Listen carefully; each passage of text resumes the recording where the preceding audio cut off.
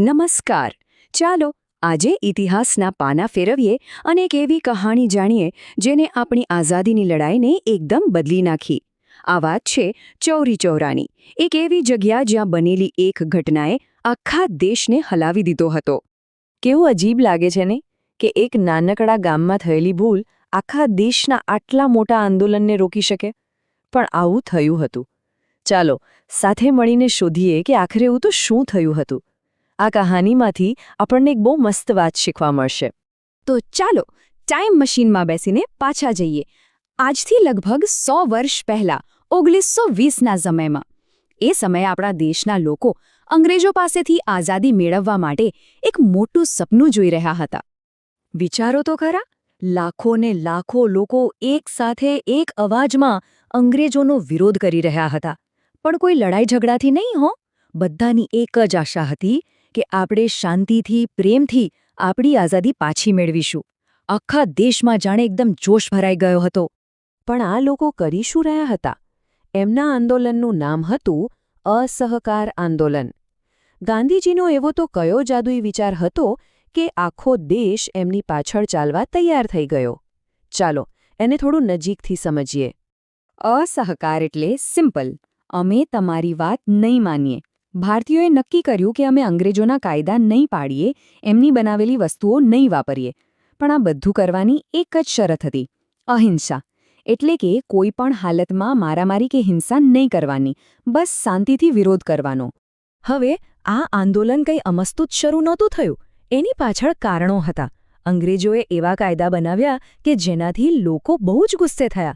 અને પછી જલિયાવાલા બાગની એ દુઃખદ ઘટના બની જેણે આખા દેશને રડાવી દીધો. બસ આ બધાના જવાબમાં ગાંધીજીએ શાંતિનો આ રસ્તો બતાવ્યો. તો આખા દેશમાં બધું બરાબર શાંતિથી ચાલી રહ્યું હતું. પણ પછી ઉત્તર પ્રદેશનું એક નાનું ગામ ચૌરી ચૌરા, ત્યાં કંઈક એવું થયું જેણે આખી બાજી પલટી નાખી. ચાલો જોઈએ કે એ દિવસે ખરેખર શું થયું હતું. તારીખ હતી 5 ફેબ્રુઆરી 1922. ચૌરી ચૌરા ગામમાં લોકો બીજા બધા ગામોની જેમ જ હાથમાં તિરંગો લઈને વંદે માતરમ બોલતા શાંતિથી રેલી કાઢી રહ્યા હતા. બધાના દિલમાં આઝાદીનું સપનું હતું અને ગાંધીજીની અહિંસાની વાત પર પૂરો ભરોસો હતો. પણ પછી બધું જ બદલાઈ ગયું. પોલીસે શાંતિથી ચાલતા લોકો પર લાઠીઓ વરસાવી. હવે આ જોઈને કોને ગુસ્સો ના આવે? લોકોનો ગુસ્સો ભભૂકી ઉઠ્યો. એ લોકો ગાંધીજીનો અહિંસાનો પાઠ જાણે ભૂલી જ ગયા અને ગુસ્સામાં પોલીસ ચોકી પર હુમલો કરી દીધો અને આગ લગાવી દીધી. અને આનું પરિણામ બહુ જ ખરાબ આવ્યું. એ આગમાં 22 પોલીસવાળાઓએ પોતાનો જીવ ગુમાવ્યો. જે વિરોધ શાંતિથી શરૂ થયો હતો એ એક મોટી અને દુઃખદ ઘટના બની ગયો. હવે જ્યારે આ સમાચાર ગાંધીજી પાસે પહોંચ્યા હશે ત્યારે એમને કેવું લાગ્યું હશે?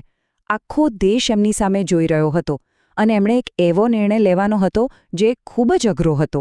ખબર છે, ગાંધીજીને આ સાંભળીને ગુસ્સો ના આવ્યો, પણ એમનું દિલ તૂટી ગયું.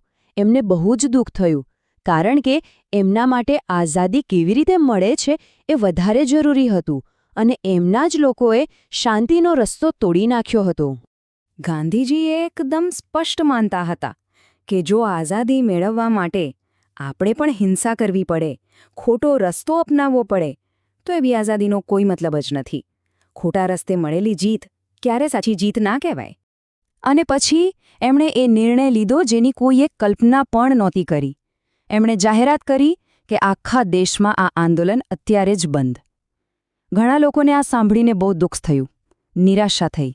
પણ ગાંધીજી પોતાના નિર્ણય પર એકદમ મક્કમ રહ્યા. તો આ આખી કહાની પરથી આપણને શું શીખવા મળે છે? ચૌરી ચૌરાની એ એક ભૂલે આપણને ઇતિહાસનો કયો મોટો પાઠ શીખવ્યો? ચલો જાણીએ. જો આ ઘટનાને કારણે આઝાદીની લડાઈ થોડા સમય માટે ધીમી પડી ગઈ, પણ એમાંથી એક બહુ મોટી શીખ મળી. શીખ એ હતી કે કોઈ પણ મોટું કામ કરવું હોય તો ખાલી જોશ અને જુસ્સો પૂરતા નથી, એની સાથે શિસ્ત એટલે કે ડિસિપ્લિન પણ એટલી જ જરૂરી છે. તો છેલ્લે એક સવાલ.